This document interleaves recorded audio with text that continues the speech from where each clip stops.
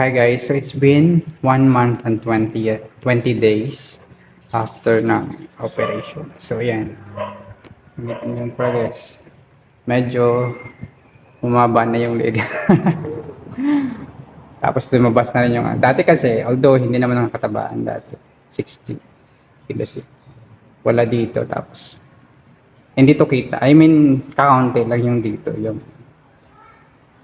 dito ba, yung polar line. Kaunti lang. So, medyo may taba pa dito. Ngayon, ayan, medyo naging giraffe. Tapos, well actually, nawala na rin yung pamamaga. I mean, kasi kapag 'di ba alas tumaba ka, medyo namamaga yung mukha mo dito. Pero yun nga lang,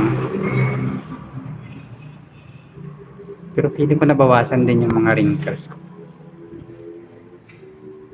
Feeling ko lang nabawasan yung mga wrinkles.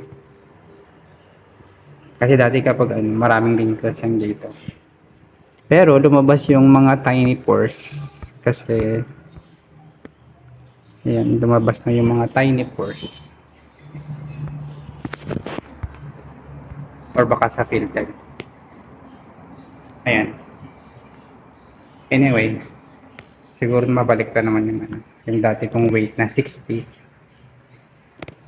Hindi naman kasi overweight yung 60 guys. So kailangan ko lang mag-gain ng more muscles sa ngayon. Instead of gaining fats. So more muscles na ng siguro. Kailangan ko. Para.